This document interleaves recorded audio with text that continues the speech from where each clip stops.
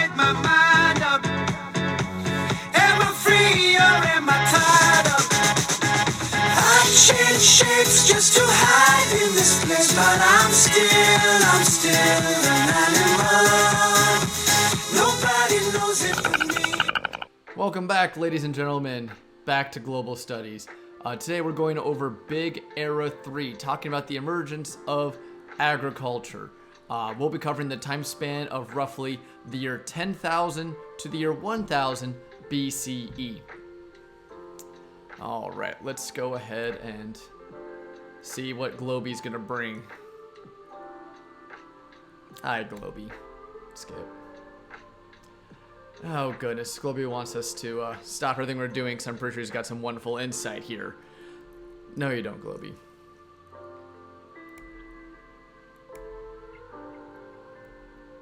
So yeah, we are talking about farming and of course where it's coming from. Luckily we've been talking quite a bit about that already, but let's kind of break it down a bit more. So yes, farming and complex societies are a result of change. A lot of the world's changed at this time. And it always is a part of our history. We mentioned before how we don't like change, but adapting to that change has always been paramount and important to who we are. Now let's take a look at Big Era 2, if you guys don't remember from 2 weeks ago. I'll try to speed through this as quickly as possible. So, obviously we covered a long period of time where humans came about, Homo sapiens specifically, and how they migrated out of Africa all over the world, right? So yeah, lots of change going on. So, alright, Globey, if you want us to do a review. So, yeah, we'll recall how Homo sapiens, or even Homo erectus at the time, looked about 200,000 years ago. Basically just learning to use tools, upright. I guess if we're to use an old term like cavemen, cave women, but basically hunter-gatherers. And roughly 10,000 years ago, closer to the end of Big Era 2, life looks more like this. Now, obviously, both of them look fairly primitive to where we are today. So if we compare them side by side, we do notice some changes. Now, of course, Globey's asking us if there was no change between this, some change, or lots of change. Spoiler alert, guys, in school, if a teacher says, here's two things, is there a big difference between them? Usually we want the response, probably, yeah. So here, obviously, there's not a whole bunch of change, but reading Globey's mind, he's probably going to say that, see, there was a lot of change. Oh, shock, look at that. Yes, there are lots of changes. We've been paying attention. Yes, thank you very much. And now he's condescending, saying that we must have been gone with the flu. Globey apparently is not brought up to speed on COVID and how that's not even funny anymore. Thanks a lot, Globey. That's a really sensitive subject right now. So, yeah, lots of change going on in Big Era 2 with the emergence of Homo sapiens. If you recall, most of them, we were talking about spoken language coming about. Oh, this is so slow. The use of tools. People migrating out of Africa, particularly like to all the continents of Earth, mostly. No, we're not going to jot them down. So, quite a few things. So, yep, emergence of Homo sapiens came about last unit. Spoken language, habitats expanded, technology multiplied like at a huge rate, and things like art and clothing come about at this time as well. So yeah, those were a lot of things going on in Big Era 2, but now Big Era 3, we're going to see all this stuff coming about. Now, compared to where we were with humans before, this is going to have some monumental change in this time span, right? So we compare Big Era 2 to Big Era 3, we have a lot more changes. More than any other unit we've seen in human development. Even though we covered like 200,000 years of human development in the last unit, this we're only covering 9,000 years. This, with farming, is where we're going to really start speeding up the advancement process. And of course, how we went from one picture to the next picture is exactly what we're talking about now. Okay, so one of the major changes during this time span is going to be the domestication of plants and animals. We just saw that in the conclusion of the documentary Guns, Germs, and Steel. Because of different areas having different types of domestication, some are going to flourish a lot faster than others. Here, we see the phrase Mesopotamia being used. This is the same place that the documentary called the Fertile Crescent. So the Fertile Crescent, where they had all the cereal grasses and guns, germs, and steel, is also what we will call Mesopotamia in this class. So yeah, new farming is going to lead to a lot of things. Now this comes to our first term on our worksheet. It leads to another group of people, pastoralists, people who herd sheep, goats, cattle, horses, camels, other things. So let's check out our worksheet and add pastoralists to it. So number 1.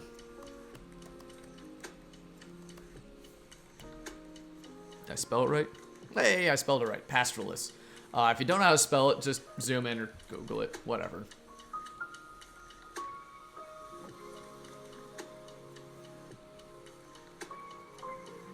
Okay, so crop growing, specifically cultivating domesticated plants, and the development of farming communities. So these are all the things that basically farming is going to lead to civilization. Now between 12,000 and 1000 BC, farming appeared independently in a number of places. We've talked about it before, but now we're seeing it again in the notes. First popping up in the Fertile Crescent, later in places like Egypt, then Ethiopia, China, West Africa, over in Papua New Guinea, Ohio, in the United States, Mesoamerica, the Andes, the Amazonian. All these places came up with their own style of farming on their own for their own reasons. Now, prior to farming, population size in these one area were limited to the availability of food.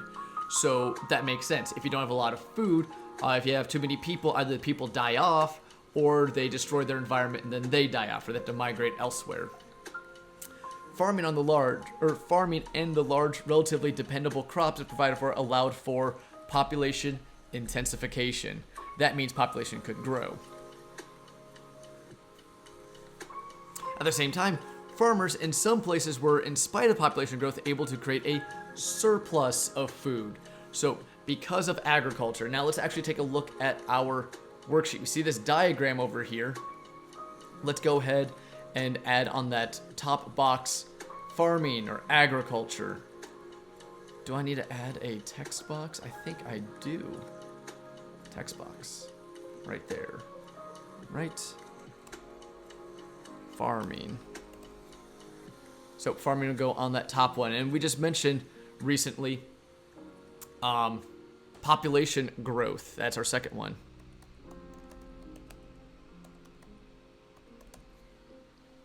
So because of farming, for the most part, people are able to expand their population because they have the food readily available. They're not going to experience starving. If they experience starving, they're not farming good enough. They should make more of it. So because of it, the population growth. And then that next phase we just saw, food surplus.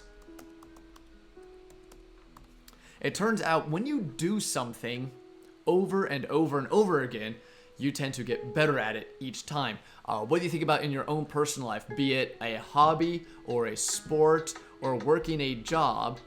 Repetition is really a good way to get better at something. As much as we don't want to, we don't like repetition, we'd rather be good now without trying. It's human nature. The more we do something the right way, the better and better we get at it. Farming is no different. Once they experiment with farming enough times and kind of figure out what works and what doesn't work, they get better at it. They get faster at it, and because of it, they're able to get a food surplus. So what does a food surplus mean for a society? It means that not everyone has to grow food to tend to animals. They can actually do other things. And this is going to be the big change in human development, because usually everyone is concerned about getting food, hunters and gatherers. To bring in another activity we talked about, Maslow's hierarchy of needs, we humans have physiological needs. We need food, water, shelter. Farming is going to finally supply that and have a surplus, so much so that we can actually start moving out of those levels. So just like we're able to get away from those physiological needs, we can start working on wants. And some of those wants are going to be the jobs that people do that are not farming related. So we get to job specialization. That is the next thing on our chart. So over on this side.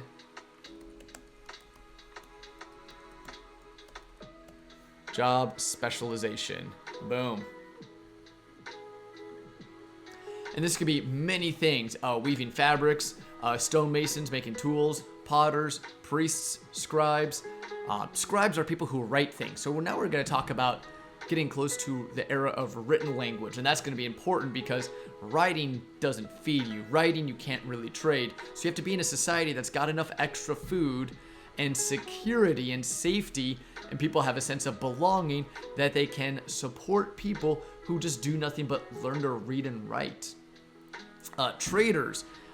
Trading's going to become a big thing. As long as people have had stuff and been farming, we're going to find out that people are going to want to trade, and they're going to be trading all over the world. And even people like military officers. There's going to be enforcement of laws and protection as well. So we're going to see a lot of these things come about during this time period. So quick review of that sequence of events real quick. And he's going to show the same diagram that we have already filled in here. Just very, very slowly. So yes. All this yellow area right here is big area 3. That's what we're focusing on right now. Big areas 4 through 9 is that small pink area. So first we start off with farming. We get really good at farming. We've got food, and I'm able to feed the growing population. The more we start farming, the better we get at it. And the better we get at it, the more of a surplus we're going to have. So the surplus is the next one. And because of this extra food, now people can do other things unrelated to food, and that's where we get the job specialization. And all this added together is going to lead towards civilization. So this diagram shows us how we progress from farming to civilization. It's no longer a term you guys memorized back in the introduction unit. This is now kind of showing how that progression happens and why agriculture is so important for the development of civilizations. Now, civilizations have a lot of things in common. Now, not necessarily identical, and you must have it to be a civilization, but if we look throughout history, they all tend to share these 7 things. All right. Yeah, we already talked about what a civilization is. Presence of agriculture, a group of people living together with a shared background. Upside down, a civilization is a complex society. Thanks, Globy. That's awesome. Yeah, but you're fine. Okay. So, the things we need for a civilization. Step 1, cities. Obviously, with population growing, they gotta live somewhere. And 2, when you have people living together, you quickly realize you gotta find a way to govern people. Not everyone is just gonna agree to be good to one another. Everyone has different ideas of what good entails. So, you'll want to note that we have cities and law and government. So, down here on this list, cities, law / government.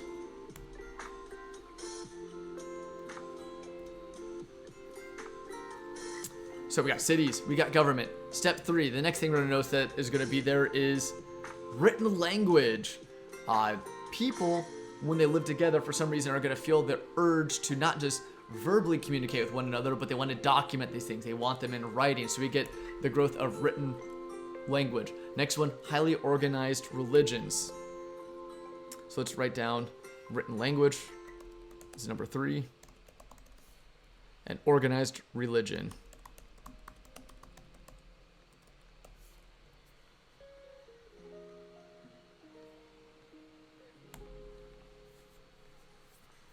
All right, so we got cities, we've got government and law, we've got written language, we've got organized religion.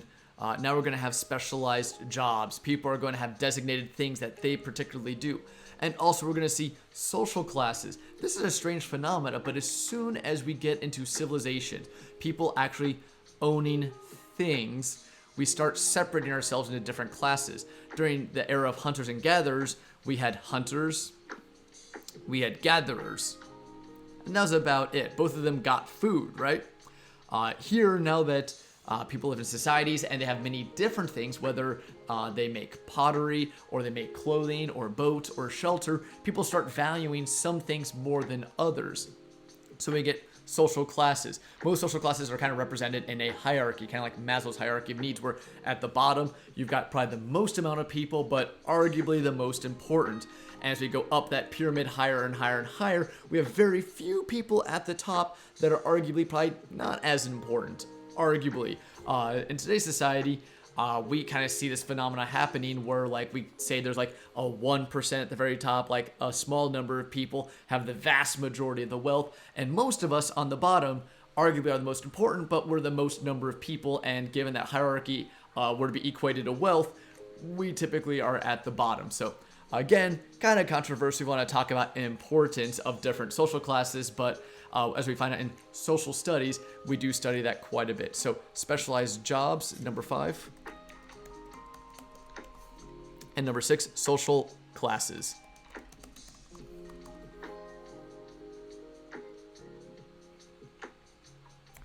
So we got cities, we got government, we got written language, we got organized religion, specialized jobs, social classes, and complex technologies. Tools, things that'll let us do a lot of advancement. So number 7, specialized tools.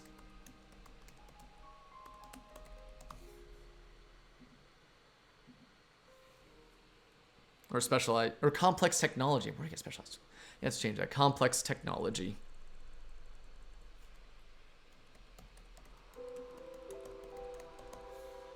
Boom. So yes, I'm sure you all have been paying attention and you guys aren't spacing out. But yeah, let's double check all the things that we just said. And strangely enough, if I recall correctly, he's going to give the list back to us, but it's going to be different from what he said the first time. So just stick with the 7 we wrote down and ignore this. So cities, yeah, we got it. Government, yeah, we got that. Written records, got that. Specialized jobs, yep. Social classes, yep. Complex technology, yep. Highly organized religion. Out of order, but yeah, that's all of them. So by the year 3000 BCE, societies in Southwest Asia and Egypt were developing elements of complex societies. In these two areas, you can see Mesopotamia, or the Fertile Crescent in the Middle East, and that kind of elongated area in Northwest Africa that is Egypt. Now, by the end of Big Era 3, getting close to 1000 BCE, which is only 3,000 years ago, there are many well-established civilizations in Afro-Eurasia, and 2 major ones in the Americas now, being Mesoamerica and the Andean civilizations. So, in at least 2 civilizations in Afro-Eurasia, the Minoan and the Mediterranean region, and the Harappan and the Indus River Valley had already come and gone. So they've already disappeared. So ancient Minoans and what we call like modern day Greece, and the Indus Valley, mentioned long ago in our bias and generalization assignment, where we talked about ancient atomic bombs in the old cities of Mohenjo-Daro and Harappa. Those are already disappeared at this point by the end of the unit. So looking back at Big Era 3, major changes of things going on. Basically went from the development of agriculture, which we would consider to be like hunter-gatherers, cavemen, to the point of civilizations where we get to like ancient Egypt, and some civilizations have already gone, like the Minoans and the Indus Valley. So this translates into all the things that create the civilization that you and I are familiar with. So from the year 10,000 BC, none of these existed, to the end of Big Era 3 in 1000 BCE, all those things existed. So not only has life changed culturally and technologically, but also so is the rate of change accelerated on the timeline. Oh, over that way. Oh, I'm lagging now. I'm lagging real bad, aren't I? There you go. On the timeline over there, you're going to see that entire green area of Big Era 2, just basically humans are migrating. They exist. Then by the time we get to Big Era 3, that little yellow dot, you can see all those things popping up that they have, like the invention of calendars, bow and arrows, regular trade routes, sailboat technology, pottery. There's a lot of them in there. Basically, the invention of the wheel, the chariot, the creation of the alphabet, the pyramids, written language. Just a lot of things are happening during this very small era of Big Era 3. So, yep. We're advancing very quickly. Thank you, Globy. Yes, Globy. Oh, now he's building us up for the next unit, isn't he? So, anywho, I'll let Globy finish this up, and I'll let you guys know that we're done with this unit. That was a pretty quick one right there.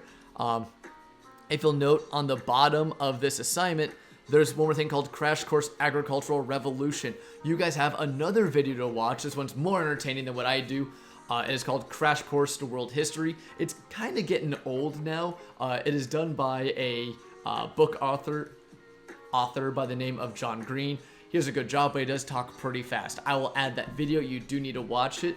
When he talks about the advantages, disadvantages of agriculture, you'll see that he'll go in the order of advantage, disadvantage, advantage, advantage, disadvantage. Feel free to pause it as he goes along because he does talk fast, and add those in there. All right. Otherwise, thank you for tuning in, and if you have any questions, always email me. Thanks for paying attention, and y'all have a wonderful day. Bye.